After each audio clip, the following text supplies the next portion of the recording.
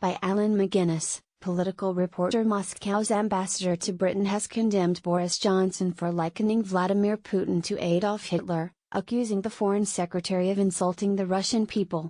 Speaking during a news conference in London, Alexander Yakovenko said Mr. Johnson's comments were unacceptable and totally irresponsible. He added, "The British government is free to take a decision about its participation in the World Cup." Image: Alexander Yakovenko holds a news conference at the Russian embassy in London, but nobody has the right to insult the Russian people, who defeated Nazism and lost more than 25 million people, by comparing our country to Nazi Germany. That goes beyond common sense, and we do not think British war veterans, including those of the Arctic convoys, would share this opinion. The Foreign Secretary suggested the Russian president will glory in this summer's World Cup in a similar way to the German dictator during the 1936 Olympics in Berlin. Mr. Johnson told a committee of MPs it was an emetic prospect to think of Mr. Putin glorying in this sporting event, as he agreed it would be comparable to the Olympics held in Nazi Germany. "I think the comparison with 1936 is certainly right," Mr. Johnson said. Video: Russia propaganda worry certainly right. He was responding to a question from Labour MP Ian Austin, who suggested Russia's president was planning to use the event in the way Hitler used the 1936 Olympics as a propaganda exercise to gloss over Russia's gross human rights abuses. Downing Street said Prime Minister Theresa May had full confidence in her foreign secretary, despite the uproar his remarks had provoked. Mr. Johnson has not commented since his appearance before MPs, but has posted on his official Twitter account about a HS2 meeting in his Uxbridge constituency. Culture Secretary Matt Hancock suggested the best response to Russia hosting the World Cup would be for England to win it. When asked if the PM agreed, her official spokesman said, "I think the Prime Minister would, of course, want our team to win the World Cup." Image: The Russia World Cup will begin on 14th of June. Mr. Johnson's comments drew an immediate response from Russia after he made them on Wednesday, with its foreign ministry accusing the British Foreign Secretary of being poisoned with venom of hate, unprofessionalism and boorishness. Russian presidential spokesman Dmitry Peskov kept up the attack earlier on Thursday, saying it was a completely disgusting statement.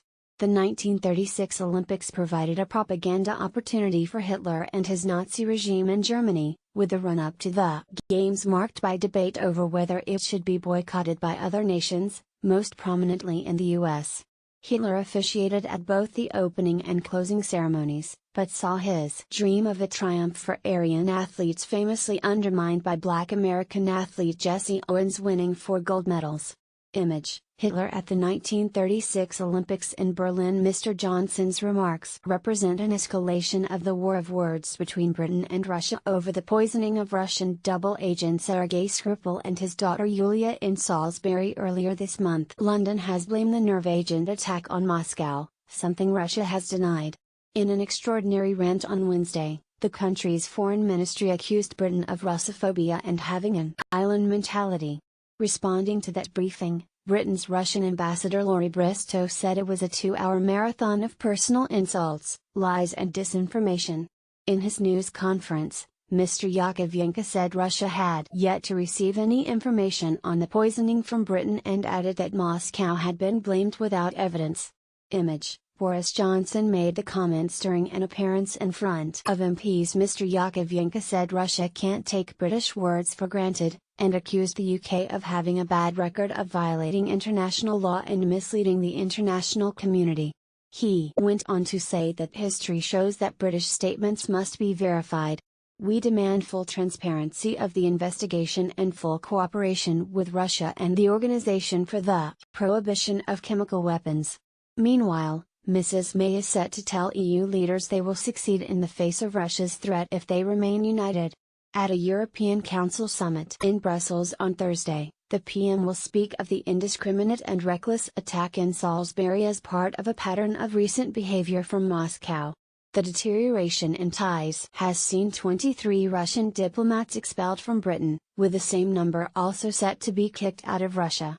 Image: Police and army personnel in Salisbury as the investigation continues. Moscow has also told the British Council in the country to shut down The state-funded body, which promotes British culture overseas, said on Thursday it had ceased all activity in Russia.